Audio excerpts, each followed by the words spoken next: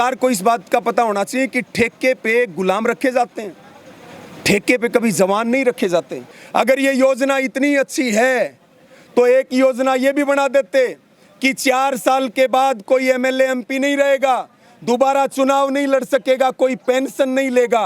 General VK Singh को हमने challenge भी करा, अरे भले मानस 2-2 पेंशन लेते हो, सेना में आरएसएस के एजेंट बन के काम करते हो, 6 महीने की बढ़ोतरी के लिए आप जो है सुप्रीम कोर्ट के दरवाजे, और वो ये कहते हैं कोई आंदोलन करेगा तो हम उनको सेना में नहीं आने देंगे। अग्निपथ स्कीम को लेकर जगह जगह पर विवाद हो रहे हैं, जगह जगह पर युवा सड़कों पर उतर आया है और इसीलिए आज किसान नेता भी उनके साथ मिलकर इस लड़ाई में साथ देने आ गए हैं। सड़कों पर किसान नेता भी मौजूद हैं और छात्र भी मौजूद हैं, युवा भी मौजूद हैं, क्योंकि सबको अपना भविष्य अंधकार में दिख रहा है। इसकी बड़ी वजह यह है कि सरकार ने अग्निपथ स्कीम को युवाओं को न समझाने की कोशिश की, न बताने की कोशिश की। जो रेगुलर भर्तियां हैं उसे खत्म करके अग्निपथ स्कीम को उन छात्रों पर कहीं ना कहीं मनमाने तरीके से लगाया गया है। इस पर किसान नेता क्या कुछ कहना चाहते हैं, उनसे समझने की कोशिश करते हैं। क्या ये मनमाना रवैया है सरकार का? नहीं, ये तो सरकार जो है, ये सीधी सीधी मोदी जो है वो इस सरकार के केवल चेहरे हैं। इस देश में जो असल सरकार है वो अडानी चला रहे हैं, वो अंबानी चला रहे हैं। जब अग्निपथ योजना आई, किसी पूर्व सैनिक ने समर्थन नहीं किया, किसी पूर्व सेना के अधिकारी ने समर्थन नहीं किया। किन्होंने समर्थन किया? उद्योगपतियों ने। अरे हक हमारा मारा जा रहा, समर्थन उद्योगपति करें, ये तानाशाही नहीं है तो और क्या है? संविधान का आर्टिकल 19 ये बात कहता है कि सरकार के गलत कानून और योजनाओं का शांतिपूर्ण ढंग से आप आंदोलन कर सकते हैं, विरोध कर सकते हैं। और सेना अध्यक्ष योजना लेके आती है सरकार, सफाई देते हैं सेना के अध्यक्ष, सेना योजना लेकर के नहीं आई और वो ये कहते हैं कोई आंदोलन करेगा तो हम उनको सेना में नहीं आने देंगे। ये तानाशाही नहीं है तो और क्या है? इस देश में संसद है, संसद देश की सबसे बड़ी पंचायत है और पंचायतों में कानून बनते हैं देश की संसद में। उस देश की संसद को अंधेरे में रखा जाता है, उसको जो है गन पॉइंट के ऊपर बंधक बना लिया जाता है और जबरदस्ती बगैर नौजवानों से सलाह किए देश की सुरक्षा से जुड़ी हुई, देश की सुरक्षा से जुड़ी है सेना और युवाओं के भविष्य से जुड़ी है सेना, और थोप दिया जाता है हमारे ऊपर, पुलिस को उतार दिया जाता है, युवाओं को दबाया जाता है, एकेडमी के लोगों को दबाया जाता है कि घर से बाहर निकले तो आपको जेल में बंद कर देंगे।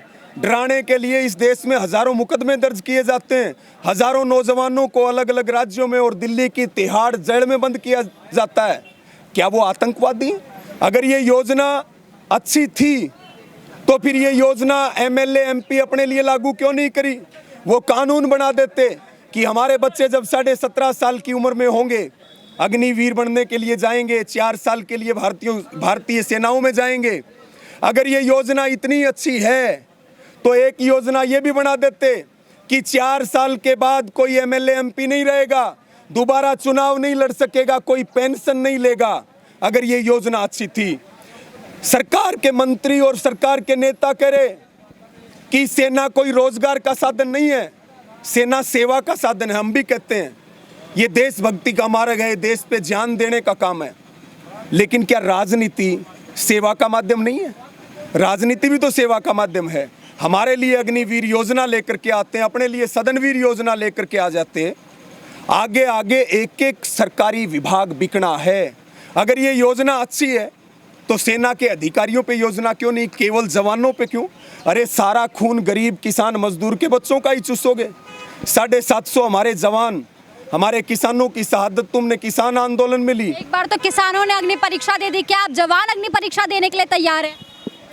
ये जो अग्निपथ है ये अग्नि कुंड है।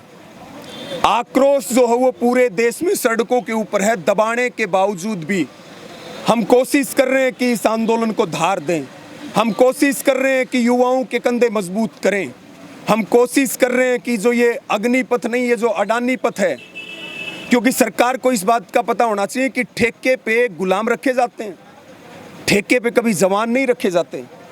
और हम अपने सभी युवा साथियों को यही बात कह रहे कि भाई मजबूती से खड़े हो जाओ, जहां तुम्हारा पसीना गिरेगा वहां हमारा खून गिरेगा, और इस योजना की वापसी के लिए, तुम्हारे भविष्य के लिए और इस देश की सुरक्षा के लिए अगर हमें तोब के मुंह पर भी बंधना पड़ा तो हम बंधेंगे, लेकिन हम कैलाश विजयवर्गीय जी कहते हैं कि ये जो भी अग्निवीर होंगे उन्हें हम बीजेपी कार्यालय की सिक्योरिटी में वरीयता देंगे।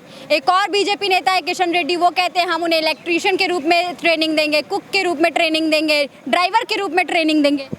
इनको चाहिए स्किल्ड लेबर, और सेना को इन्होंने बना दिया कंपनियों का प्रशिक्षण केंद्र। 75% जब वापिस आएंगे बढ़ती हुई बेरोजगारी में, वो क्या करेंगे? जो कैलाश विजयवर्गीय ठीक कह रहे हैं, उनकी आत्मा की आवाज़ आ गई अंदर से कि बीजेपी के दफ्तरों में उनको सिक्योरिटी गार्ड रखेंगे, आरएसएस के मुख्यालयों में उनको ड्यूटी देंगे, क्योंकि वो ट्रेंड हो चुके होंगे, वो हथियारों की ट्रेनिंग भी होगी उनके पास, एक उनको लाइसेंस भी मिलेगा, उनको आर्म लाइसेंस भी वहाँ से जारी होगा। और अडानी अंबानी के संस्थाओं पे सिक्योरिटी गार्ड रखने की तैयारी है। और जो 25% बचेंगे उनका कोई क्राइटेरिया अग्निपथ योजना में तय नहीं किया हुआ। इसका मतलब सीधे सीधे ये है कि 25% वो लोग रखे जाएंगे या तो आरएसएस पृष्ठभूमि के होंगे, जिनकी सूची आरएसएस भेजेगी वो रखे जाएंगे, या हम सीधे सीधे अगर बात करें जो चमचागिरी करेंगे, यानी कि जो सेना के अधिकारियों की चमचागिरी करेंगे उनको रखा जाएगा। और सारा जो रेजिमेंट सिस्टम है इस देश में, वो सारे का सारा खत्म करने की इस टूर ऑफ ड्यूटी के कार्यक्रम में प्रावधान कर रखा है। जी, तो अब किसान और युवा क्या करने के लिए विवश हैं?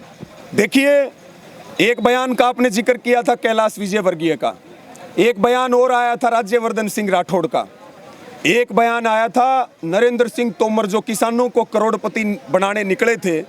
वो कह रहे कि ये योजना युवाओं को हीरा बनाने की योजना है। फिर एक जनरल वीके सिंह हमारे इसी भिवानी जिले से संबंध रखते हैं, नज़दीक गांव है उनका। जनरल वीके सिंह कह रहे हैं कि सेना तो जो है हम कोई धक्के से थोड़ी बुला रहे, हमारी योजना पसंद नहीं है मत आओ, कोई ज़बरदस्ती थोड़ी है। जनरल वीके सिंह को हमने चैलेंज भी करा, अरे भले मानस 2-2 पेंशन लेते हो, सेना में आरएसएस के एजेंट बन के काम करते हो, 6 महीने की बढ़ोतरी के लिए आप जो है सुप्रीम कोर्ट के दरवाजे खटखटाते हो, सेना के ऊपर दाग लगाने का काम करते हो, देश की सुरक्षा से खिलवाड़ करते हो, इतनी हिम्मत है अपनी पेंशन छोड़ दो। आप तो 6 महीने के लिए चले गए थे।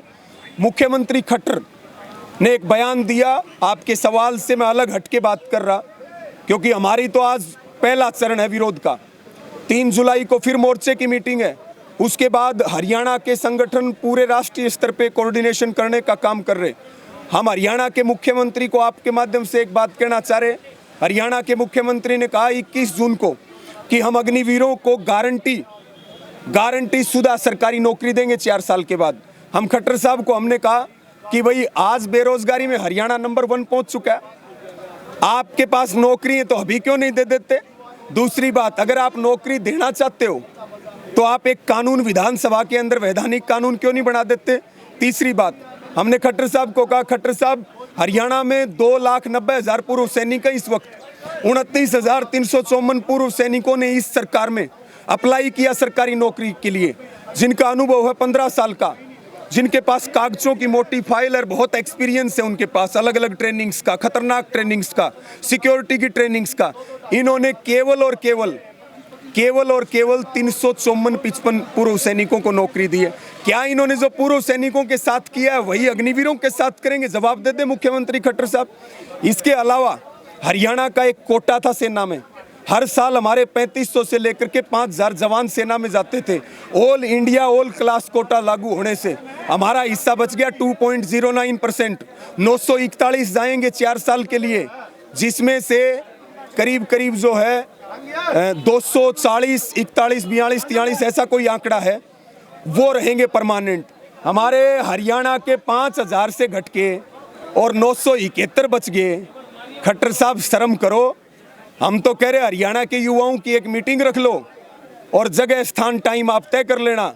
अगर आपने हमें संतुष्ट कर दिया तो हम सारी जिंदगी आपकी गुलामी करेंगे। ये देश को बेचने की जो योजना है किसी कीमत पर नहीं चलेगी। हम सारे मिलके लड़ेंगे। इस देश में ये गुंडागर्दी नहीं होने देंगे कि अमित सरकार कह रही है कि जो भी इस आंदोलन में पार्टिसिपेट करेगा उन्हें सभी सरकारी नौकरियों से रद्द कर दिया जाएगा। तो क्या ये तानाशाही रवैया है अपने फैसले को युवाओं पर थोपने का? मुझे आप एक बात बताइए, हम वेरिफिकेशन के विरोधी नहीं है, लेकिन क्या ये वेरिफिकेशन MP MLA की नहीं होनी चाहिए जो देश को संभालते हैं?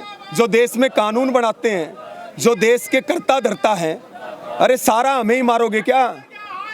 किसान की जमीन छीनना चाहते हो, हमें बंधुआ मजदूर बनाना चाहते हो, नौजवानों को बीजेपी के सिक्योरिटी गार्ड बनाना चाहते हो।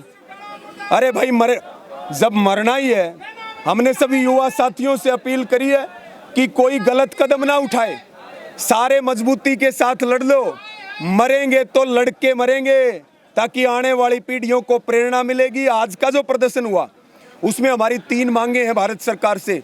पहली मांग, अग्निपथ योजना को रद्द करो, पुरानी भर्ती वापस बहाल करो, जिनको ज्वाइनिंग देनी है, जिनका रिजल्ट आउट करना है, जिनके टेस्ट लेने उनके टेस्ट लो, और सभी की रिहाई हो जो जेलों में बंद हैं, और सारे फर्जी मुकदमे रद्द हो, अन्यथा फिर सरकार तैयार रहे। जी ठीक है, बहुत बहुत शुक्रिया हमें समय देने के लिए। तो किसान तैयार हैं, युवा तैयार है, लेकिन समझने वाली बात यह है कि क्या वाकई युवा इस बार सड़क पर उतरकर सरकार के खिलाफ प्रदर्शन करेंगे, क्योंकि सरकार ने मनमाने तरीके से अपने जो भी फैसले हैं उन्हें युवाओं पर थोपने का फैसला लिया है। अब युवाओं का अगला कदम हमारे लिए भी देखने वाली बात होगी। आपकी क्या कुछ राय है, हमें कमेंट सेक्शन में जरूर बताइएगा। चलती हूँ, नमस्कार।